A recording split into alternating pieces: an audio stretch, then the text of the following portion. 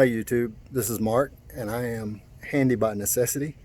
Today I'm going to be showing you how I built this planter, or actually how I'm building another just like it.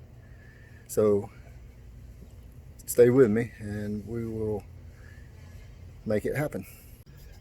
I'm using pressure treated 2x10s, which can be very heavy, so it might be good to have help if you do the same thing, or you can use 2x4s if you want to. Just a note about pressure treated lumber. You may not want to use pressure treated lumber. I made a choice to do so. The older pressure treated lumber used arsenic, which is a neurotoxin and is definitely not good for vegetable gardening. However, the newer heat treated lumber that we buy at the lumber store is pretty safe for vegetable gardens. What studies I could find have shown that very little leaches out into the soil, and what does is not harmful or toxic to the plants or even taken up by the plants. You make your own decision about what your risk tolerance is on whether or not to use pressure treated lumber. You can cut these boards with a handsaw, but I am basically lazy. I mean fundamentally industrious. So as a result, I'm going to be using a circular saw. You'll notice that I have this board on top of another. I've got it separated with a piece of 3/4 inch scrap wood. I don't have a helper, so that's the method I'm going to be using to keep everything from pinching or breaking. I'll show you a side view of that. This is how I have the lumber set up to cut. The scrap wood that's under it will allow me to cut between those two boards, and everything will stay in place without pinching. First, let me show you the cuts that will need to be made. I have 4 2x10s that need to be cut the same way. The ends will need to be squared off because the factory cuts are never quite square. And then we'll need to cut a 33-inch piece to make these beds. I want to be 3 foot wide, so 33 inches on the end pieces, plus the thickness of 2 of the long sides. You'll see how that works out, makes it 3 feet wide. So 33 inches, that leaves just a little over 87 inches. So when I cut 87 inches, that'll square up the other end, and that'll use up the entire 10-foot board. The first cut is at the very end of the board to square up the factory end, and I'll be using a speed square to make sure my saw cuts a square cut.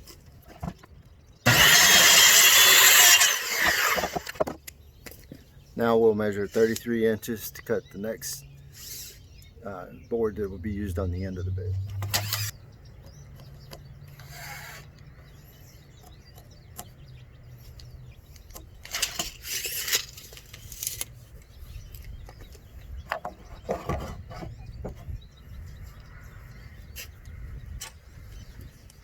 I don't know if you could tell, but I made 2 marks there because I know the distance from my saw blade to the edge of my base of my saw, so I can go ahead and measure for that and put the speed square down, and then I can just start against that, and I have a mark at the actual spot for the cut, so I can verify that I'm at the right location.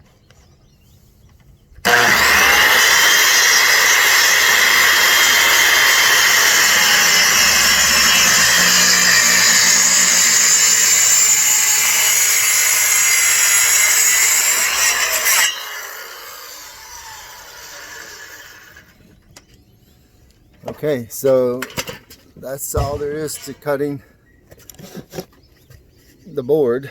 One more cut on the other end to make this long board 87 inches, and we will have used the entire 10-foot section of the board and squared everything off so that it will all fit together nicely. Now that all the 2x10s for the raised bed are cut, I need to cut some 2x2s to reinforce the corners. That's how we'll connect the corners. Since I don't have a helper, again, I have to come up with a fundamentally industrious, or some say basically lazy, way to do that. What I'm going to do is screw this 2x4 to the back of one of our planter boards. I've already measured the middle of the board and put a mark using my level as a straight edge. So all I have to do is screw it to the board and use my circular saw to rip it in half.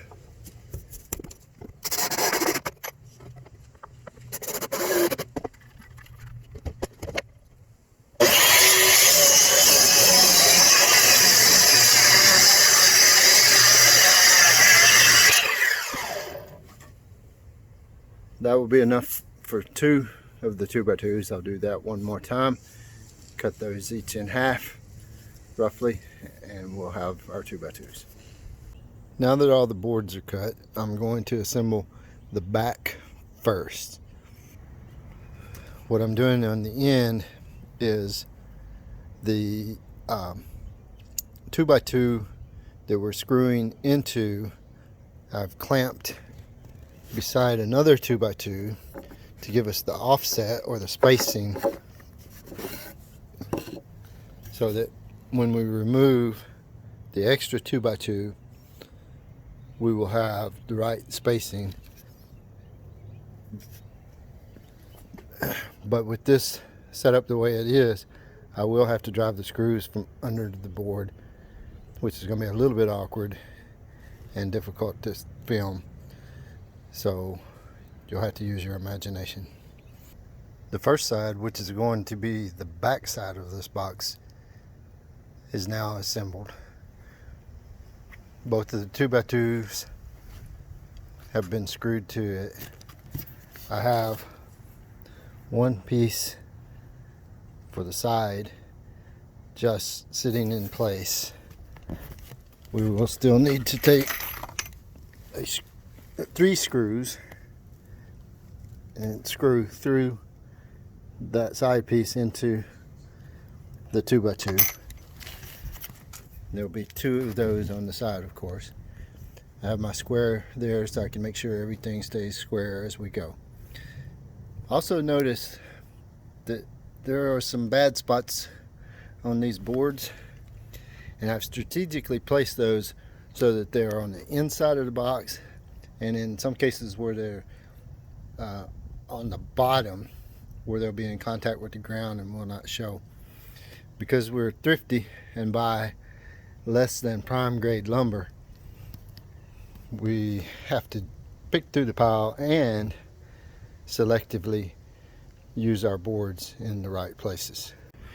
Now that the 2 short ends are attached, I'm going to show you an alternative method for attaching the 2x2. Probably actually an easier method if you would have done this instead of what I did, but this way it will give you 2 ways to do it. I think this method for attaching the 2x2 cleat is a lot simpler than the other one I showed you, but I wanted to give you some variety. So in this method, we're simply using the ends of the short boards and lining it up directly with that, because as you can see, it's sitting right in the corner, and that end of that board is going to butt up to the long board that's going on the front and the back. So we can just use the ends of the board as a guide, clamp to it, and then screw it to it, and it's done. So we could have put both of those cleats on those short boards, had a lot less weight to deal with, and then laid them down on the long boards to attach them. I'm almost finished assembling this planter. A couple of things I want to point out to you. One is that as I line all of these joints up, I'm making sure the tops the top joints are the ones that are lined up. These boards are not always the same width, or sometimes there's imperfections, and the bottoms may not match up exactly, but that's okay. They'll be sitting on soil. It's the top that you'll see. Also, sometimes there's warping. So when I laid this board down, you don't see it now, but on this part here, there was a noticeable difference from the top to the bottom of the board. So it looked actually something. Well, this one looks pretty good, so you can't. It's something more like this, where the top of this one is lined up, but the bottom is sticking over. But it was the opposite up there. So what I did is laid this board on at an angle so that it's straight at the other end, and we're going to use the advantage of this lever. We screwed the other end down, and as we pull the board back, it will pull that bowed wood straight at the other end, because it's too strong. A 2x10 piece of wood is too strong for me to bend by hand, but I can take one hand and bend it back straight with a 2x10 that's 7 feet long.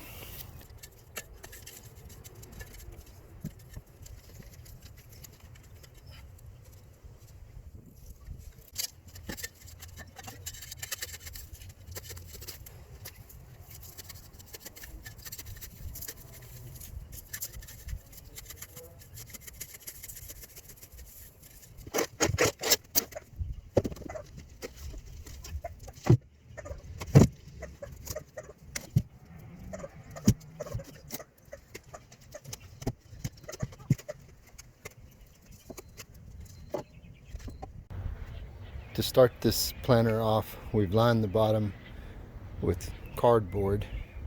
This will be a barrier for growth from existing vegetation and let us start fresh. We'll put our horticulture on top of that, and then our topsoil and compost mixture to fill it up.